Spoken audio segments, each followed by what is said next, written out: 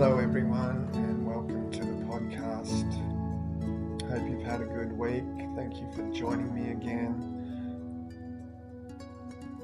I hope you've managed to avoid as much craziness and insanity that this life will give you a decent amount of. It's hard to escape sometimes, and therefore I just wish you've had a week full of calmness and presence and happiness and joy. But like I often say, this life is full of the polarities, so you're gonna have a bit of both.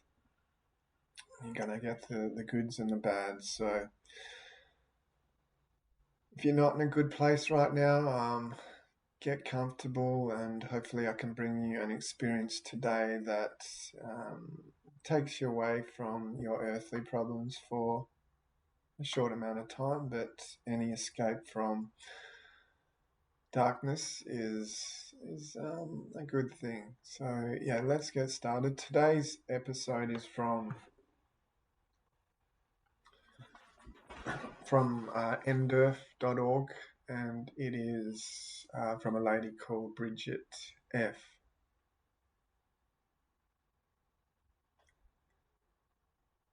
I was driving a beta car and I lost control of the vehicle. The car rolled several times at an elongated diagonal down a sloped embankment. I felt as if my dead father was there holding my hand, and I was like a quarter in a box being shook about. The next thing I knew, I was flying in a dream. I was flying so great.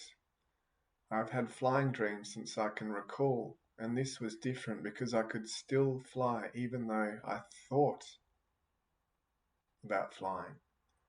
I did not descend or land when I analysed the flight. I just continued to fly. When I tried to fly higher, I went higher. When I tried to go forward, I was slower. And when I tried to go down, I couldn't. So when I tried to stop, I realised I was gently being pulled upward. That is when it occurred to me that something was going on. I was not dreaming. I looked around at the top of the fir trees, around at the space between me and the grass and the road. I looked up at the sky ahead of me and realised that everything was in sharp focus. I could see better than with my glasses on. I could feel the cold April air on me, the warmth of the morning sun, and how it was warming the cool morning air. That is when I looked down. I saw my car upside down and my head kind of out from under it.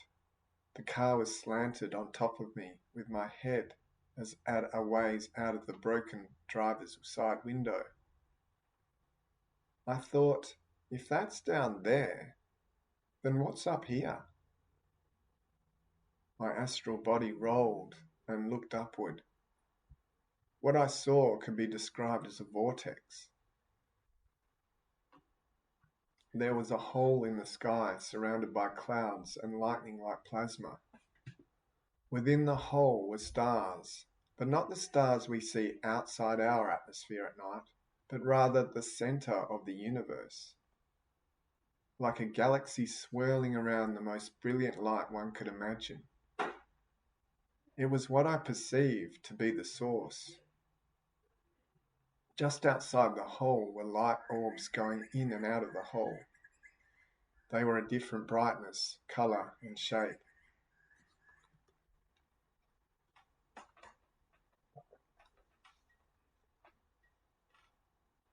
At this point I prostrated and said, or rather thought, "Oh my God, you are." I bowed and became as tight as I could within myself, as I understood that I had been arrogant and ignorant. I had known since I was born that God existed. I used to play a game with God when I was small. Just before going to sleep, I would ask, how big is the universe? And I would close my eyes and travel as far as I could before I would find myself asleep. I remember traveling far and understanding that the universe was infinite, and I would bend my mind a bit as a child. I was gifted in mathematics as a child and had high comprehension levels. I did long division by age 6 and had prophetic dreams since I could talk. When I was 8, I dreamed my family's death. I dreamed they would die in an accident while traveling to Nevada, and I told them, but they did not listen. All the adults in my life told me it was just a dream, and I wanted to believe them because I did not want my parents to die. When their plane crashed, I was physically and emotionally, not to mention spiritually, devastated. I thought God to be cruel to give me such great dreams, but have no control over the outcome. And then to top it off, I could not clearly decipher reality so clearly anymore, so I asked for it to stop. I had several more phenomenal experiences between that age and my accident. In the meantime, I went through a series of very traumatic events and separations and horrible trials that no child should ever have to deal with. It made me forget about God and my connection with God. I began using drugs and partying and harming others and myself through my actions. But anyway, back to my experience. After prostrating, I was shown my life in review from God's perspective, the truth. I was shown every time I had ever been selfish, choosing for my own interests. I was shown every time I had been divisive or manipulative for selfish gains. I then felt that pain several folds over. It was like a beam into my solar plexus, and it was so painful. I was consumed by it, and it was not like all my force had the wind knocked out. I'm not a bad person. I cannot imagine what it would be like if I had been a violent or committed other trespasses against my fellows. My guess is a review like that would be hell. At this point, a being of light came to my side. I was not raised religious, nor was I baptized. I could be wrong, but I felt like what people call Christ. It was not the Christ we see in paintings or pictures. It was not the Christ we hear about from evangelicals. It was not America's Christ, nor any other representation of Christ I have come across. This was a being so pure, so benevolent, and so non-judgmental, I could barely comprehend the level of compassion this being possessed in the small yet brilliant light that it was. Not until it touched me and said, "I'll take that. It's for me," and took the beam from me and touched me. Was I even able to fathom this amazing love?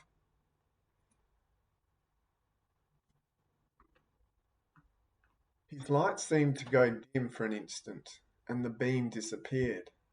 Then he said, "You are forgiven. You are flesh, and with that flesh is biology and psychology and instinct and desire and mechanism and ego and the serving thereof. To be flesh is to sin, and that is the nature of being. There is no fault in being human." This made me relax, like I have yet to feel since.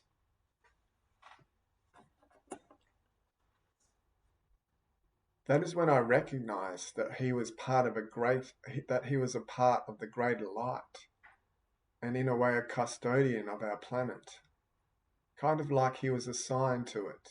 It was his to rule and watch over, to guide and to protect and to love and to nurture. Yet this being was more than he appeared to be in that moment. This was just what I could comprehend at this time. I recognized this. I got really excited and started asking questions like a small child. What about aliens and parallel universes and life on other planets and UFOs and. That's when I perceived a great yet quiet chuckle of amusement, and like a pat on the head, I was given the source into the top of my head. It was like a giant stream, and when my head was struck inside of it, I could see from the beginning of the beginning of the beginning of everything and nothing. I saw the entirety of the universe from its big bang to big stop to big bang and to big stop. I had the memory of the universe. I understood cosmology, biology, spiritualism, consciousness, being, non-being, physics, mathematics. I knew everything that there is to know and unknown. God is everything that can ever be and everything that can never be at the same time. And I am human, so I can only understand it in human terms. The best of humanity is still human, and everything will be anthropomorphic. It's like a chair looking at the table and thinking that it sees a strange chair with no back.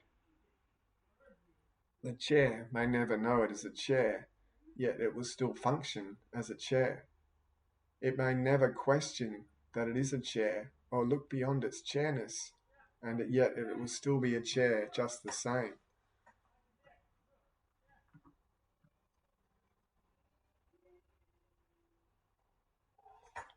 I used to ask when I was around 14, if God can do anything, can he make a rock so heavy he cannot lift it? Yes, no, at the same time, all at once, and nothing at all. After this great revealing, I realized that I was at a place and that I had a body, and it occurred that if I did not return to said body, it would cease to function, since I was the thing that pushed it forward into time and space. At this point, I said thanks and sorry for interrupting the great story that I'm eternally grateful for, and all I've got to go back. Something told me that I had to take full responsibility for what I had done. I quickly assembled myself the best I could and whooshed back beside the light, being Christ, and then jumped like a salmon going upstream back into my body. When I got back in, I entered through the top of my head, and like an airtight vessel closing, it went whoop with a great force. It was like trying to fit a supercomputer inside of an Amiga. It just wouldn't fit. I had a moment of departure and let go of some of my understanding so I could quickly get back into my vessel. I knew I would be able to rejoin later and that it would be waiting for me whenever I went back, but for now I had a job to do. So I climbed back in. It was cold, quiet, there was no electricity or plumbing, and it seemed to be like a great big empty house that had been left. It seemed echoey and dark. I almost panicked, but determination kicked in. I travelled through my spinal cord to my extremities. I went down my right leg, no problem. I tried to go down my left leg, but there was no connection to my leg. I came up through my viscera and into my heart, circled my rib cage, down my arms and back into my brain.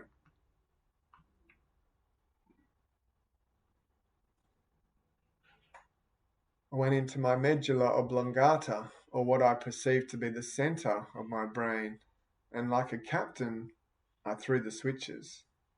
I said, "Okay, brain, let's get this body going." I told my heart to pump and my blood to flow, but not to clot at my hip. I then tried to breathe. A great whistling came from my breath. When I tried to open my eyes, all I saw was blood. A sheet of sticky red paste was covering my eyes. I blinked and cleared it away. I then tried to move, and a sound like a bag of stones rattled up my spine into my head and into my brain, and I stopped moving.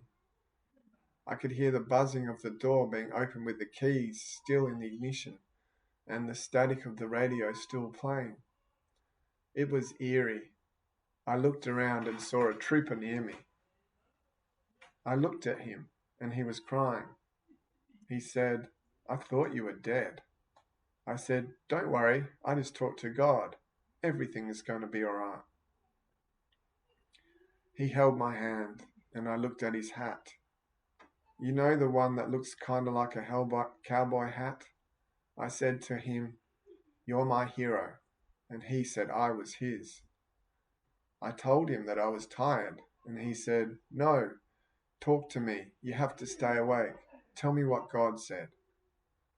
I told him that the accident was my fault, and I asked about my friends. He said they were going to be okay. Then he told me what had happened.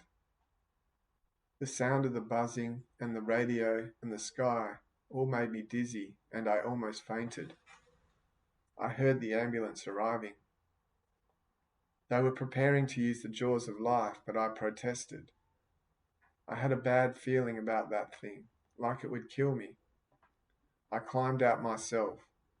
My left leg grinded and twisted in tow of my body. They got me into the back of the rig and an IV and oxygen, and the trooper was by my side. He held my hand and told me I could sleep now.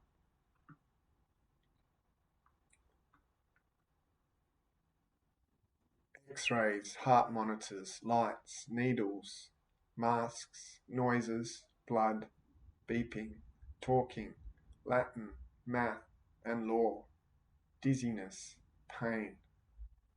I was in intensive care unit for about 36 hours, in and out of consciousness.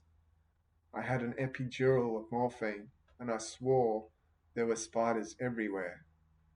There were definitely nuns and a priest. They kept coming in and praying, and the priest gave me last rites at least 3 times while we waited for my mother to arrive. I hovered above my head most of the time, watching all of it like a circus. Every time they would start with the last rites, I would get back in my body and say, "Stop that, I'm not dead yet." My spirit knew everything was okay, but my body thought differently. I know that my body thought I would die several times, but my spirit refused to believe any of that nonsense and just kept post. One quiet moment, I opened my eyes to see a crucifix across the room. I started to laugh to myself. I said, "You're not up there. Get off there. Come down off that cross." Why do they do that? Why do they keep you up there?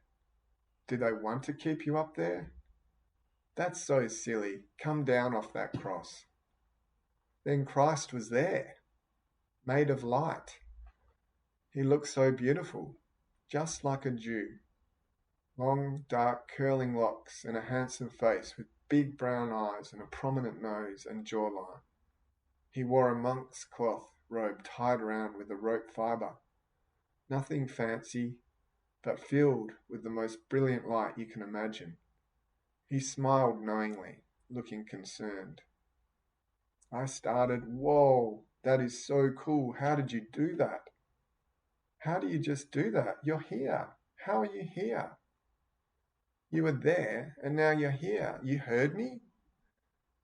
That's so great how you can do that. Like, poof, you're here. You're awesome. Thanks. Now what?" Jesus said, "Now you have to live the truth." I replied, "That's it?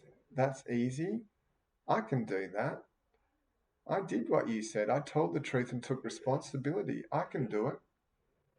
He said, "I know," and he was proud of me. It won't always be easy. It may be the hardest thing you'll ever do." He looked at the cross. All of a sudden, it made sense to me. He touched my hand and a warmth spread through my body. It stayed in my body, and then I became stable. They sent me to Minneapolis to have my experimental groundbreaking surgery that would set precedents for a new type of bone reconstruction procedure by the great Dr. Templeman.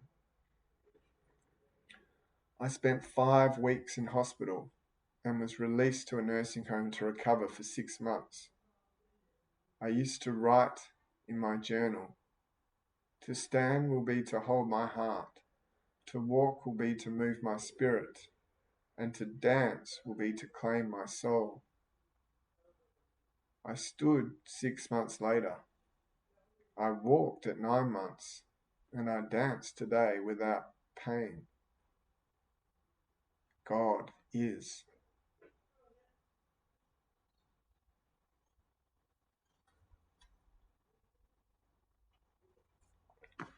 So that's the end of that experience from, I think it was Bridget.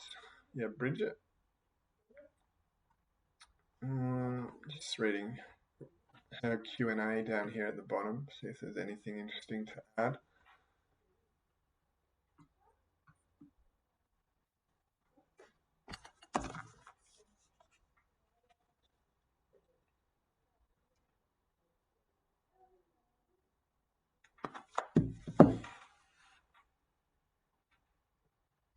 No, not much there, so let's go through it again. So this lady is driving in a car and suddenly she has an accident. And in this accident, she pretty much instantly leaves her body and she has the sensation of flying.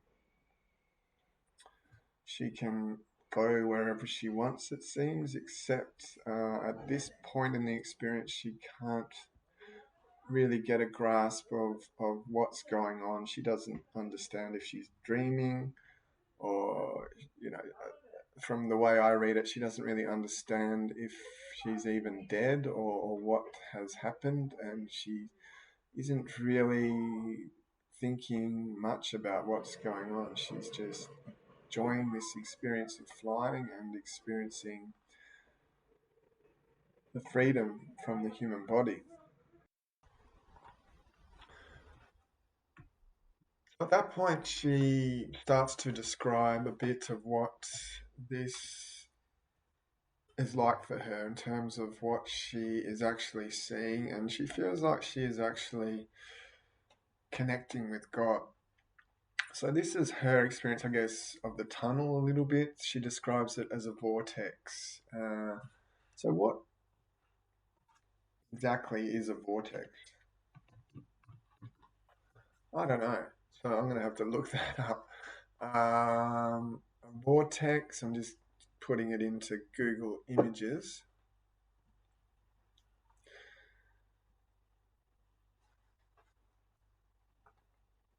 Okay, so from what Google's telling me, a vortex is like what looks like a cyclone or a spiral sort of thing. So the way I'm picturing how she's explaining this is she's looking upwards, and there's like a porthole, I guess, sort of thing opening up, and there's a hole in the sky, she says, which is surrounded by clouds and lightning. So, yeah, just sort of like what a tornado or something like that would look like is how I am picturing it. And then within this, it gets a little bit confusing here. She says, within the hole were stars, but not the stars we see outside. So I guess she's looking up, and this vortex slash portal slash cyclone type thing. She's sort of standing in the middle of it. She's looking up, and instead of seeing clouds and lightning like she could at the start, like we would see if we were looking up from the middle of a cyclone on Earth, she's seeing stars start to swirl around, and it starts to look like a galaxy just spinning round quickly. And then she sees at the center of this vortex, as she describes it, is a brilliant light, and this is the light she perceives as the source, or God, really. And around this light, there's lots of orbs swirling around, and they're all different colors and shapes. So this, yeah, I like how she's described this experience of her connection through the tunnel into her merging or meeting or being reunited with God. And it's an interesting one. You don't just get, oh, so I was in a tunnel and there was a light at the end of the tunnel. This one goes into a little bit more detail, and it's like she starts this experience in this tunnel as like she's still on Earth, like she can still see the clouds and the sky and lightning, and then that begins to merge into something a little bit more magical and something we as humans don't experience. And she stops her experience there, and she starts to flash back to what her childhood was like, and how she used to connect with God. And she said she used to play a game with God. I never did this. I never had this. Like some people have these experiences and then they flash back and they say, wow, like I always knew God existed. And it's no difference in this experience. At the start of this flashback, she says, I hadn't known since I was born that God existed. And I talk to other people in just my daily life, and they say the same thing. I've always known, I've always felt that God is there. And for me personally, this has not happened until a much later time in my life. And I'm grateful that it has happened, but I'm also envious that people are able to have this understanding slash knowing slash connection to God throughout their whole lives. But in this case, it is a little bit different. The person having the experience uh, as a child feels that God's there, but as time goes by, life happens. You start to get angry at God, and you walk away. And it seems to be a common experience for humans to feel that connection, and then um, that disconnection. And I feel it on a regular basis. I'll feel very connected to God and the universe, and uh, you know, it'll almost be like I'm in another dimension. That connection becomes so strong. You feel the, I don't know, it's almost like communication going on, but not through words, it's through experience. And then something bad will happen, something will scare you, and like it's like you click your fingers and you go from this beautiful, blissful dimension with God and a place of higher vibration back to an earth type vibration, which is low and scary and darker. And having that removed from you on a regular basis is painful, but I'm getting used to it. And I think a lot of you who have that connection to God or some higher power, that you know what I'm talking about. You just feel like you have it all one moment, and then life will get in the way and it'll rip that connection away, and you'll be back in the real world. You'll be back on planet Earth and be exposed to all the harshness that planet Earth brings. So hopefully you know what I'm talking about from the God connection point of view anyway. And for those of you lucky enough, you might even be able to somehow override this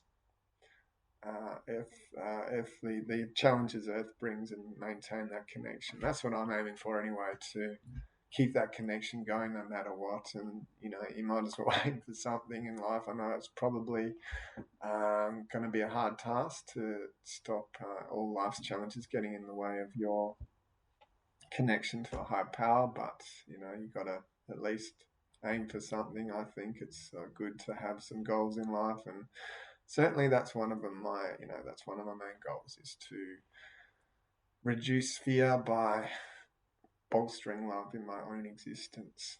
So yeah, she's got this connection with God. She's a gifted kid. She says she's really good at mathematics. She could do long division by the age of 6, and she could also have prophetic dreams.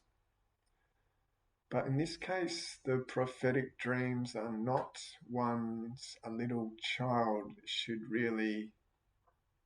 would really like to have. And in her case, she dreams of her parents getting killed in a trip to Nevada. And she tells her parents this. She says, look, I had a dream that when you fly to Nevada, you're not going to make it. You're going to die. And sure enough, this dream comes true, and it destroys her physically, emotionally, and spiritually. This causes her to lose that connection to God in a pretty permanent way. It doesn't say how old she was when this happened, but I'm guessing she's a fairly young kid. So I don't want to put a number on it, but maybe early teens, or yeah, who knows? But too young. I mean, it's losing parents is hard at any age. I haven't, that hasn't happened to me yet, and hopefully it doesn't for a long time. Touch wood. But losing your parents as a child would be next level disruptive, and yeah, I can see why she gets angry at God. She says to God, you shouldn't be giving kids dreams where they see their parents die to start with, and secondly, you shouldn't be taking people's parents away, full stop. So this is an upsetting thing for her, as it would be for any of us, to lose your parents, but not only to lose your parents, but to know at some level anyway that this or was going to happen would make it take it to another level of disturbing. So after this happens, she begins to separate herself from God, and as time goes by, she starts getting into the drugs and partying and harming herself and others through her own actions. And that includes her little flashback into what happened to her when she was younger, and what brought her to this point of having a car crash. So we're back to the near-death experience now. She's just had this car crash. She's just gone through this vortex. She's just sort of been merged back with the light after having a bit of separation from God. And here, this is a common thing in these near-death experiences. She begins a life review. Now, everyone's life review is a little bit different. Some people, get to experience their life from other people's perspectives. So, when you go and meet someone, you get to see what you were like through that person's eyes, and how your presence affected them. Other people just watch their whole life, and it's over in the blink of an eye, and it's from birth to that point in time, and there's no real judgment or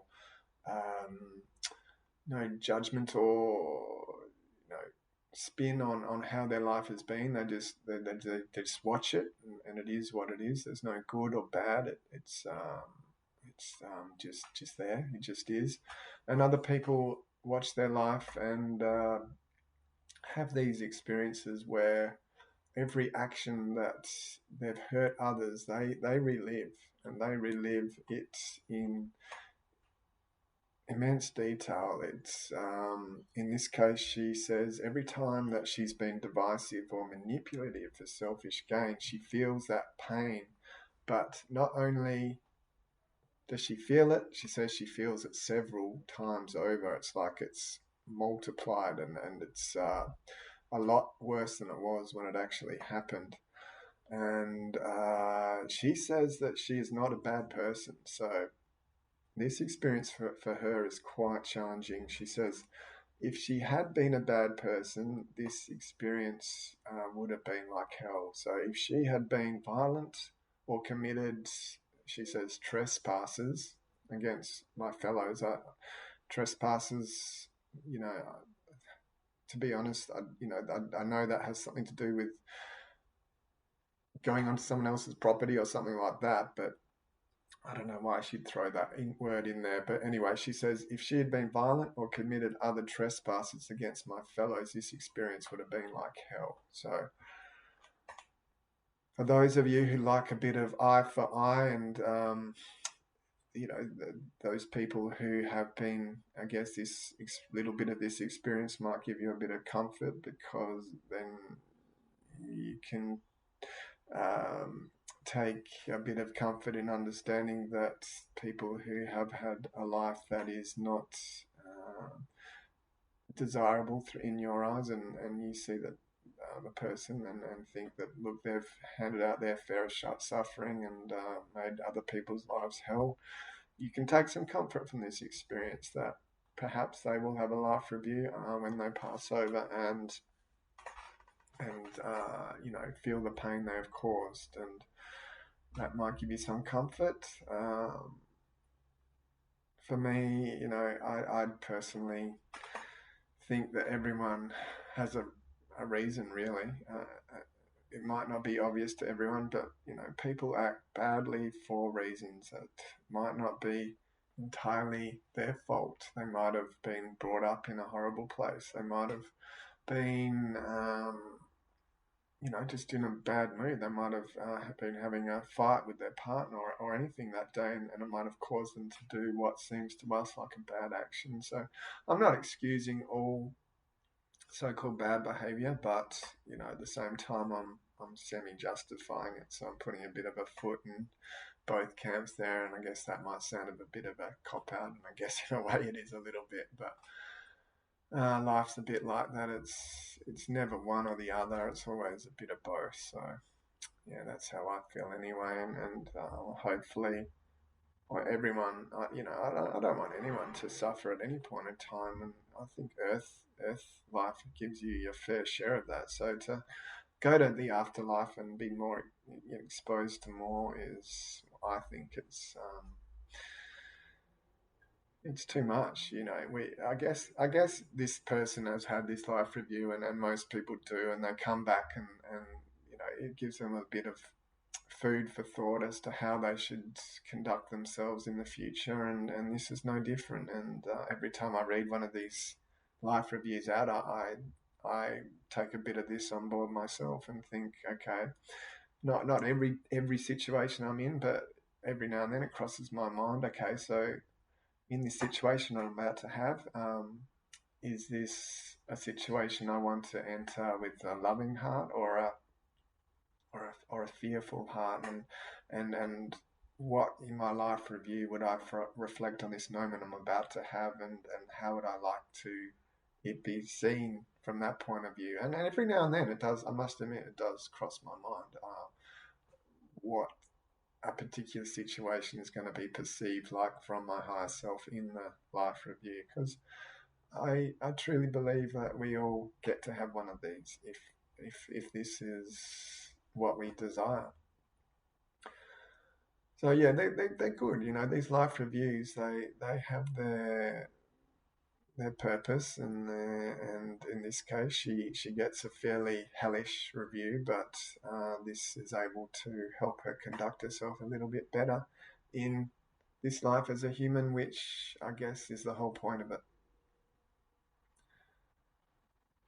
From the life review, she gets now introduced to a light being. She says that this being wasn't introduced to her. It's like it just was suddenly there. It was suddenly by her side. And she says she could be wrong, but she felt it is what people call Christ. That she thinks this is Jesus. So it's not, and I've listened to a lot of NDEs and interviews and that sort of thing. And one of the first questions is, okay, so what did Jesus look like? And it's totally irrelevant, but I guess it's point of curiosity from all of us humans to understand exactly what this guy we hear so much about. If you come from a Christian Catholic, or I don't, yeah, Christian background, and you've heard a lot about this person, and this time he is described as, okay, I'll read out again exactly what she says he looked like.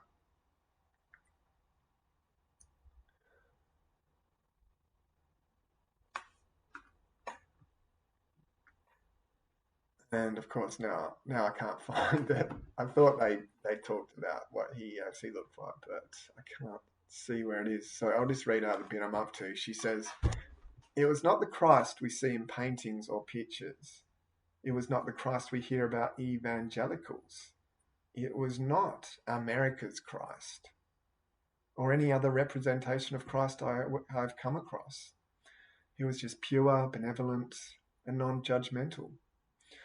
And I could not comprehend his level of compassion." So yeah, there you have it. This being appears to her. She knows it's Jesus, but it's not the Jesus she knows, if that makes sense. So there's no physical imagery. It's just a knowing. It's just your soul seems to know who this highly evolved spirit, I guess, that Jesus is there. And obviously Jesus is, on some level known to all of our spirits, because so often he comes into these experiences. It's amazing. So be interesting to see for all of us what kind of connection Jesus has with us when we cross over. And what kind of connection you can get to him on this level as well. I personally have never felt incredibly connected to Jesus, but since I've had my spiritual awakening, I do, think about him a little bit more. I like to put significant spiritual guides. I like to put, a word, a name with them, or like an animal I see regularly. I'll think, okay, like I'll see a particular type of bird, and I think, okay, every time I see that bird, I'm gonna think of Jesus and see if this becomes a connection that becomes a little bit more than coincidence, becomes, a little bit more substantial and profound. It's hard to describe, but for me, I don't use an animal or a bird or a color. For Jesus, I use the number 33 because I think that was the age he died. So every time I see the number 33 now, I do think of Jesus, and now I've started doing that. It's amazing how often that number starts appearing to me, and I do notice the number 33 out there a lot more. Now, is this just a trick of the mind? I guess psychologists would say, because you put significance on this number, and you've trained your mind to look for it a little bit more. That's why it is appearing more often than not. But for me, that is true to a certain degree. But also, it goes a little bit further. It has this extra significance, and it is it is a connection I feel to Jesus. Although it's not an amazing connection or something that changes my life. It is good to be reminded, I guess, of someone who is obviously spiritually powerful, and to have that connection cannot do any harm. So if you, I don't know, it might be something worth looking into yourself. If you're looking at creating a bit of a connection with, doesn't have to be a spiritual master, it could be someone you've lost, it could be your grandma, your wife, your husband, or any of your kids you might have lost. It just could be anyone, and I encourage you to look into that, and to give someone special to you a symbol. It might be a tree. It might be a smell. It might be, a certain word. It could be a name. It could be. I do it for my guides as well. I think I've called my guides. I've got 4 of them: Emily, Elizabeth, Zach, and William. So yeah, I see those names pop up all the time too. They're obviously pretty common names, but yeah, it's just a bit of fun, and you have to believe. I guess there's a leap of faith there. If you don't believe in it, it's not going to work. It's simple as that. Yeah, you're not going to be able to transcend this physical realm without having a little bit of faith and belief that there is something more out there. And if you're not lucky enough to have had a mystical or spiritually transformative experience, I can see that as being a challenging thing to do. But um, you got to start somewhere if you want to start experiencing this other realm, and just little things like that I think can help you point you in the right direction. So then Jesus says to this lady, "You are forgiven," and I like this part of the experience. It goes into how we're all human. We're not perfect. We're going to stuff up. It's part of this human experience to experience doing the so-called wrong thing, feeling bad, having some suffering. It's all part of this experience. And Jesus says, you're forgiven. Your flesh, your biology, and so what you're made up, what he says, what you're made up of, your biology, your psychology, your instincts, and your desires, and your ego are going to take you down paths that are going to hurt, and you're going to make mistakes, and you're going to hurt other people. And Jesus says you're forgiven for that, because there's, you don't have to feel bad for making mistakes, because this life as a human is challenging. At least that's the way I'm reading this part of the experience.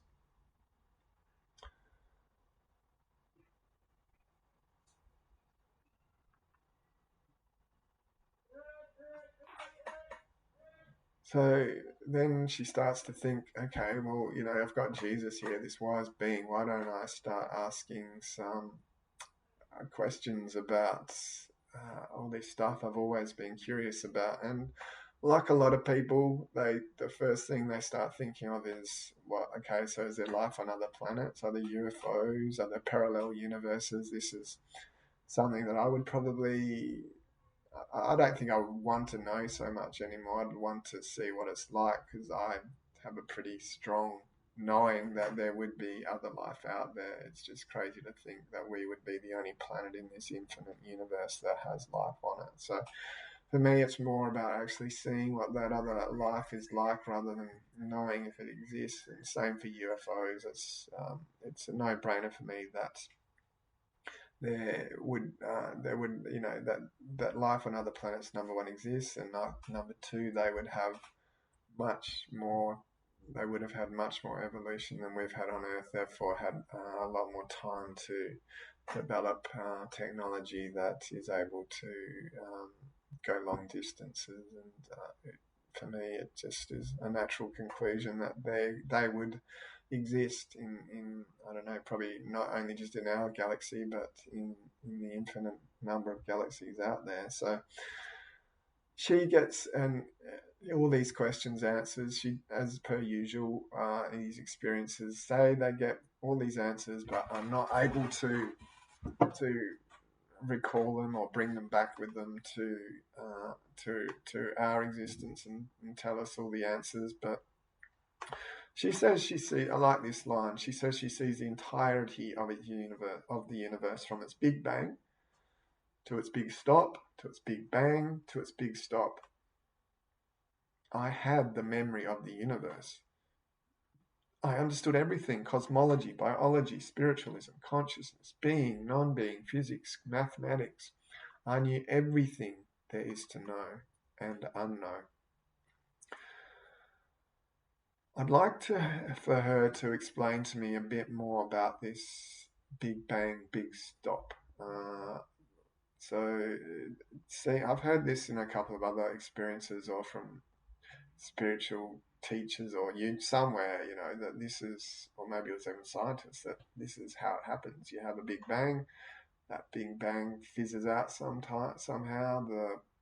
The universe stops expanding, and I don't know if it contracts after that and then explodes again, and it's this constant state of expansion and contraction.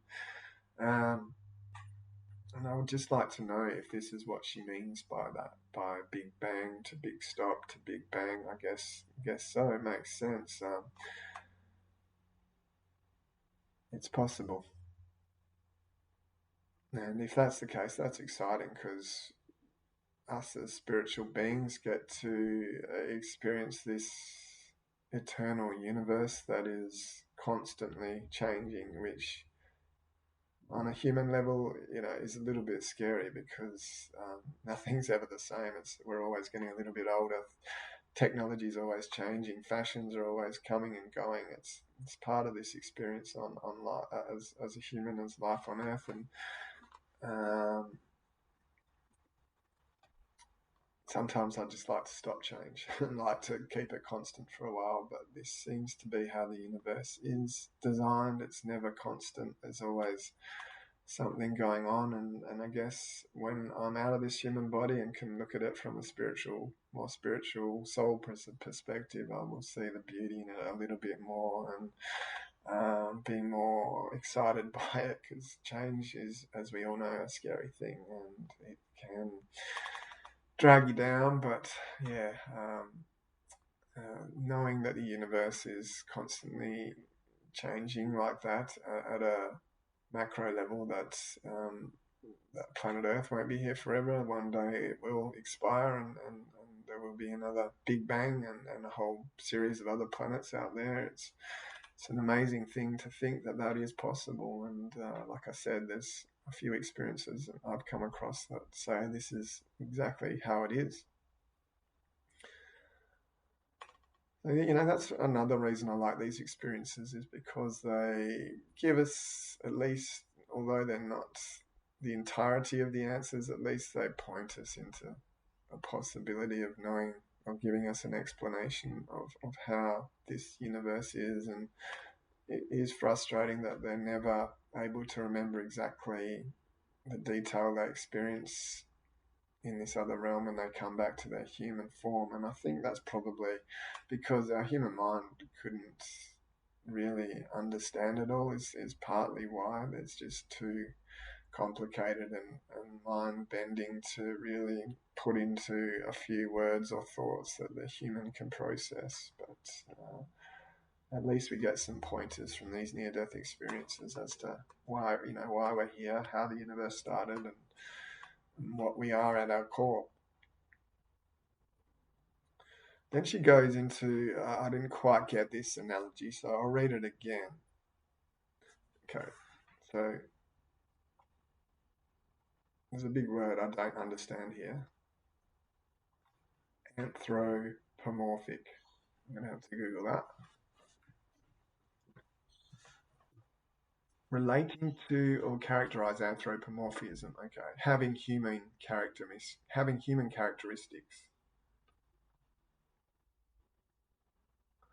So it says examples of anthropomorphism are Disney characters like Mickey and Minnie the Mouse.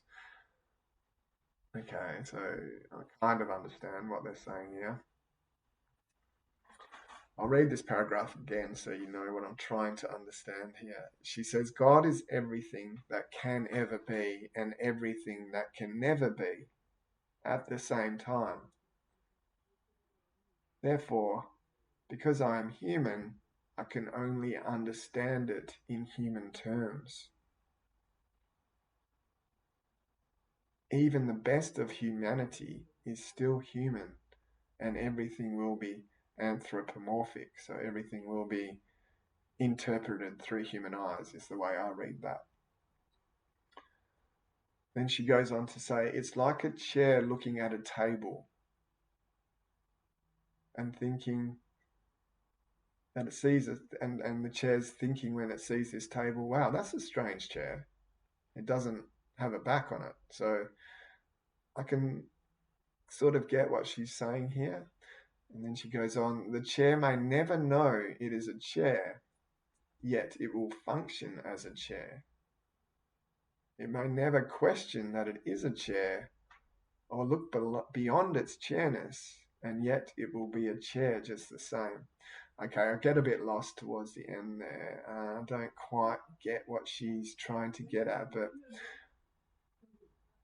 I see what she's saying in this first part. It's like a chair looking at a table and seeing and thinking, the chair's thinking, this table looks a bit weird. It doesn't look like I do. And it's so I think what she's saying there is us as humans are trying to put everything into a human perspective, even our view on the universe. And it's just, it's not like that. That's not the reality. We're just seeing it from a certain perspective that will be vulnerable to our experience as a human, and what we know as a human, when there's way more out there and way more other ways for us to see the universe and how it actually is. It's once we're not in our human form, we probably see things and understand things, or we do, according to these experiences, with a lot more depth. So I guess I just, there's a certain point where we just have to accept that how the universe is can only be explained to us a certain way, and looking at it through our human eyes is not conducive to a good explanation of how it actually is how I'm reading that. And I could be way off, but yeah, that's just my interpretation.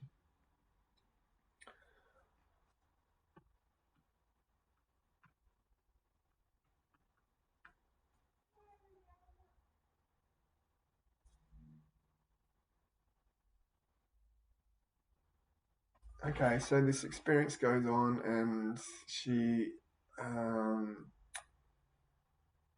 says that she makes the decision herself that she has to go back. She's got more work to do. She doesn't get a choice. She feels she needs to. She's ready to leave, and she thanks Jesus and says she jumps back into her body like a salmon swimming upstream. And as she does that, she enters through her head and hears a whoop sound, and it's like she says, I like this little analogy too. It was like trying to fit a supercomputer inside of a Amiga. I'm not 100% sure what Amiga is. I think it was one of the first computers.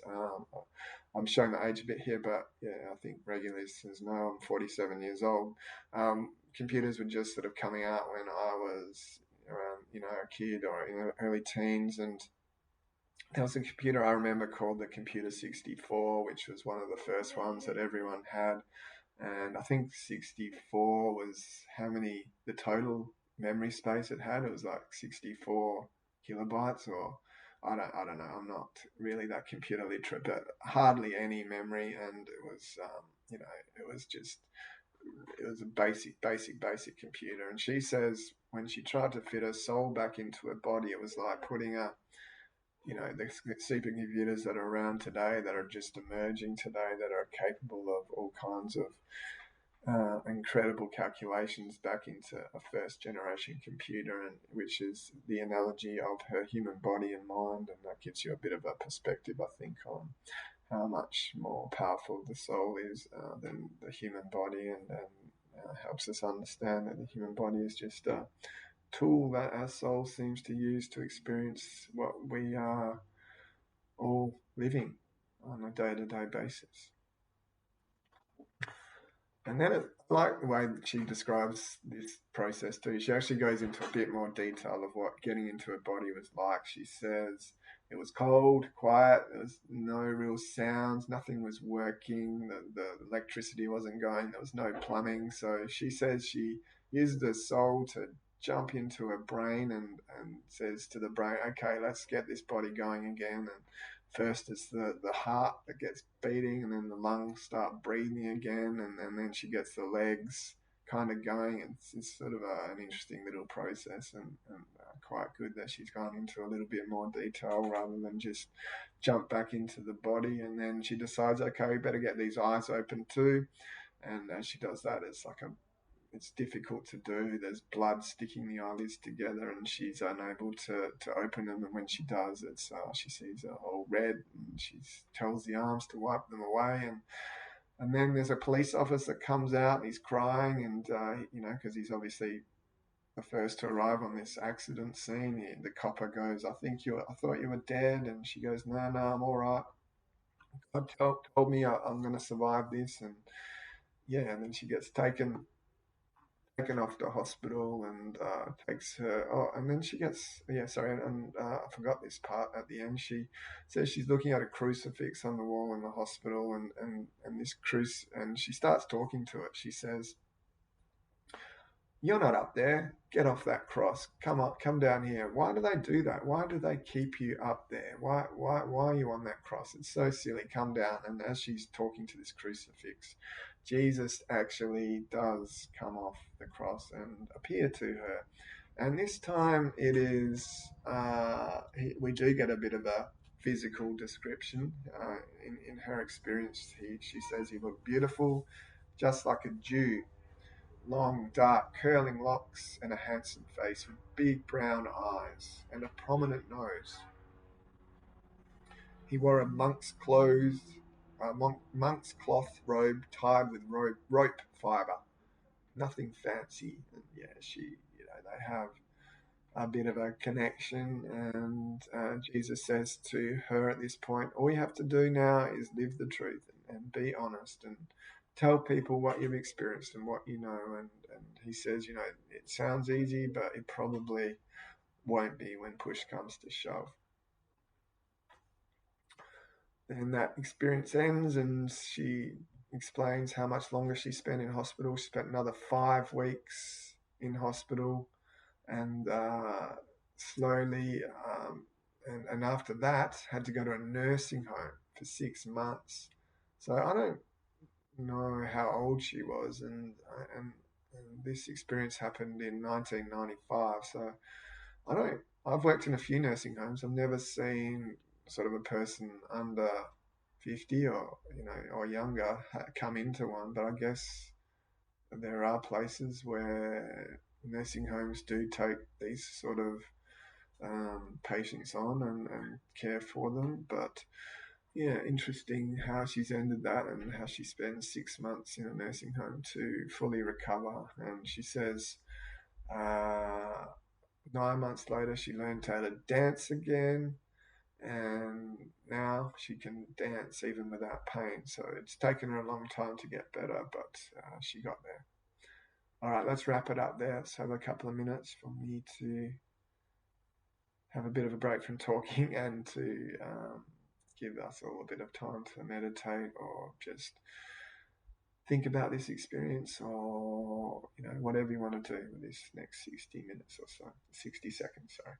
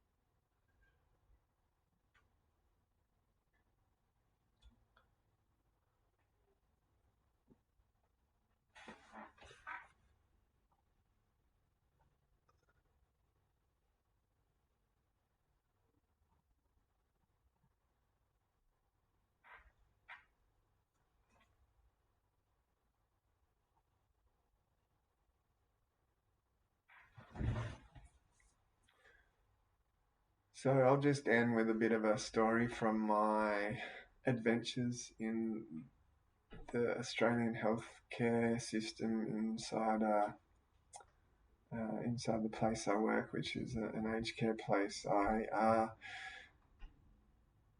had to take a lady downstairs in a wheelchair. She's over 100 years old, and I thought, okay, this will be interesting because when we get into the lift, there's a huge mirror, and you have no choice but to look at yourself. And I was just before we went in there, I thought, will she react funny to seeing her reflection? Because it's not something that is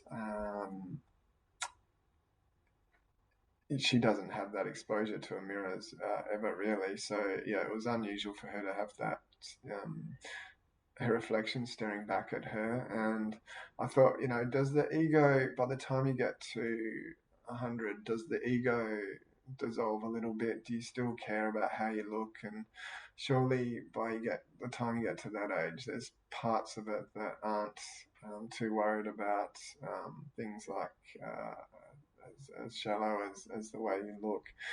And anyway, we jump in, and I'm looking at her and seeing if she's looking in the mirror. And eventually she starts looking at herself and playing with her hair. And she was so adorable. And as I was wheeling her out of the lift, she says, "Oh, can you make sure